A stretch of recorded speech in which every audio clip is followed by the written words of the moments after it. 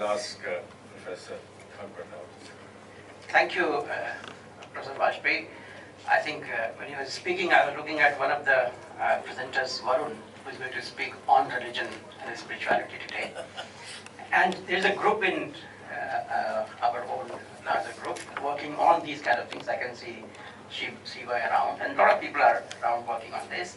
And also, I must assure, and good that you brought this issue, that literature, this group takes very seriously, art and painting, everything. Other day we had a major discussion on cinema and realism, emerging trends in India, in Indian film industry. We invited Shalini Vats, who is part of our group, and she has acted in recent Netflix big hit, Secret Games. So we have initiated a new channel, and maybe we'll have some kind of collaborations very soon. So I think since the day I have interacted with Professor Vajpayee, I was just not finding any reason why we missed him for so long. Because he has so many projects that he mentioned the other day, which is very common to what we have been doing since long. I think this is just a kind of a chance that we missed him. And we missed him in the sense that we have been following him, but the interaction was missing somehow. Thank you very much for that. What I'm going to do is, I'm going to basically, in 10 minutes time, kind of persuade the creative theory group that we need to take the idea of capitalism very seriously, which is not my field basically. I'm coming to this idea through religion, my work on religion. And I think it's an area which we can't ignore anymore.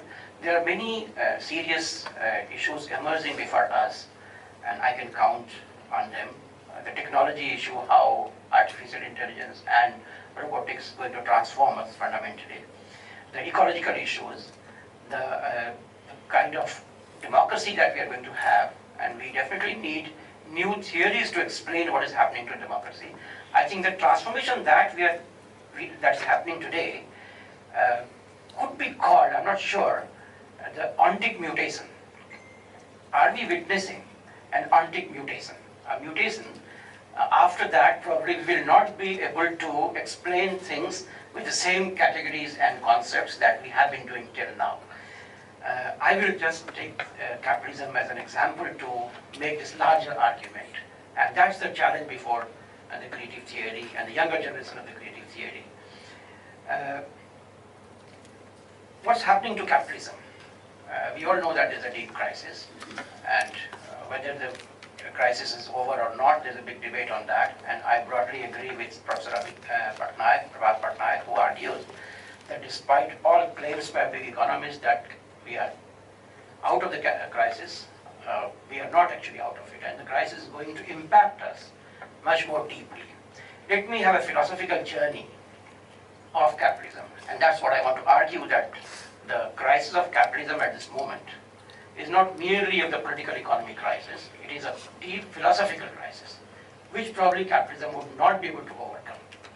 So if we remember why was capitalism as a means of production became so powerful, I think two philosophers, Locke and Adam Smith, they justified capitalism. And the main ground for justification was common good. I don't want to repeat the argument, this audience must be knowing about it, that how Locke suggested that if you make private property as an institution, probably the resource available to humanity will be much more. And he added a kind of ethical note with that you should not appropriate more than you require, which was kind of violated gradually. And it was violated, now it is violated to the extent that we cannot say that it is the same capitalism. Probably earlier it was not violated to that extent. Now that ethics is almost completely over. The second argument that Adam Smith brought was that probably it will, the market, which the argument that became more popular was invisible hand of market and ruthless hand of market, and all that we have been talking about Adam Smith. But he has another book called The Moral Sentiments, and there he gives an ethical idea that, well, if there is a problem in the production process and the state intervenes, makes some laws, if the laws are in favor of the working masses, then only that is justified. So he also gave a lot of ethical ideas about how capitalism might work. What has happened over the years, that these ethical ideas have been completely compromised. So in the first phase, the idea was that capitalism probably gives you common good or enhances the common good. That's something that Marx also appreciated, that capitalism brings a lot of development, it unleashes human potential for creativity and all that. What happened in the second phase, the first crisis of capitalism in 1870s? That time, I think it was not a philosophical crisis. It was an economic crisis, this crisis cycle, in which they overcome that crisis cycle. But there was enough to reproduce, enough to innovate, so they innovated new technologies, they entered into new fields. But they also did two things, which gradually became symbolic of capitalism. One is colonialism, and other is war technology. This was very incipient at that time, which has overgrown by now, so I'll come to that. So in the second phase, 1929 crisis, still it was not so bad, as there could be reassertion of some people saying that you need welfare capitalism. Unless you have welfare capitalism, the market as an institution would collapse. So there are some ethics introduced by Keynesian economics, and a lot of people even today, including Prabhat Patnaik and the JNU School of Economics, they are asserting that probably the state will have to go back to that. My problem is that probably capitalism doesn't need that anymore. That's what I want to come, that probably capitalism has reached to the level that it will not go back to welfarism, and there are political consequences of that. For survival, yes. The third phase, 1970s, when first mutation took place, first philosophical mutation took place, and you see the shifting of the argument. So Hayek and Friedman, these philosophers, talked about capitalism and justification not in terms of common good anymore. I have quotations of them suggesting that the argument that they presented was about freedom. That capitalism brings freedom, socialism brings serfdom. That was the argument. And freedom then was defined as the neoliberal freedom without any restriction. I remember Hayek's statement that my freedom is so absolute that even your presence is a threat to my freedom.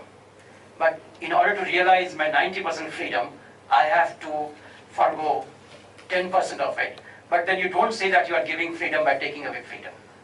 So actually, you are restricting freedom. So freedom has to be absolute. So freedom became the central argument in the second phase. And that's where we see the rise of the neoliberal economics. And that gradually penetrated all over the world, and that became the central argument of many of the states, that market will bring freedom, and this time it is the intervention from the state is no more Adam Smith's ethical intervention. It is more a kind of non-ethical intervention. That is, freedom is so absolute that this is your property, you can destroy it. That is, that state can intervene on the behalf of the capitalist, not on the behalf of the labor. So there's a reform of the labor law. And the reform is absolutely against what Adam Smith suggested in his major book. So there's a mutation in 1970s, and that mutation is something that cannot go back to what we have thought earlier. Now what is happening is, and this is a deeper philosophical crisis, that the wealth is accumulated in few hands, and the two trends, one that military-industrial complex, and second, that concentration of wealth in some hands grew further. And then finally it has reached to this level that 1% versus 99% has come up. And now what capitalism is doing is securing its future through technology and security. Security discourse is part of that development in capitalism, where it is no more interested in the people at large. It no more has that kind of idea of the common good, or even the idea of the freedom. Both freedom and common good ideas have been dropped now. Now it is security, and technology is being used for enhancing that. So you have robotics and all, and there are symptoms more common in literature and films than in our social science discourses about these things. If somebody has watched the serial in Netflix called Black Mirror, which is a futuristic serial, but it tells us what is going to happen to us in future. Or if somebody has read recent French controversial novels like Submission or atomized by Olbeck, I think they are giving us some kind of vision that what future are we heading towards, and I think that is a major philosophical transition that is happening to capitalism. And this is, I think, a quantic mutation, and it will never come back. The same kind of idea of the common good in capitalism would never come back. So what we are facing today in these authoritarian regimes are not merely localized authoritarian regimes. It is a product of, it's a political consequence of this quantic mutation. Let's take it that way. So the struggle is not only that what will happen in 2019. The struggle is no more that. I think struggle is much larger than that. They will discover somebody or other to defend the current stage of capital, if it is capital, or if we are heading towards post-capital scenario in which we don't know what would happen. So they would discover somebody with strong state security, with military support to really control the masses. That is what we are heading towards. I know this is a very pessimistic picture of what is going to happen, but I'll take one more minute. So in this situation, what are the possibilities? I think that what Professor Monti indicated towards, there are a lot of experiments are happening on the ground about how do we reorganize our organizing principles of engaging with nature. Creative theory will have to engage with those movements to see what are the possibilities there and how we can bring them on the central stage and make that part of the movement for social transformation. That is what I think is a task. I can mention a few of them, and there are many Gandhian movements. I can see Anuradha already arguing about that. And there are many Gandhian movements. There are many movements like workers' cooperative movement in Spain. So we have to really engage with them seriously, to theorize them properly, to get out of them something core idea as an alternative organizing principle. Yeah, of course. And I think the last half a second that Savita is indicating was gender issue. I think what's happening in that is very interesting, that in this patriarchal world, in order to come out from our frustration, there is an enhanced mixing of sexuality and violence. And this Netflix serial has brought that so well that when the villain or the counter-hero or the hero is suffering from serious frustration in the public domain, he becomes very violent in his performance in sexuality. And probably that is what we are witnessing in the world today. Thank you very much.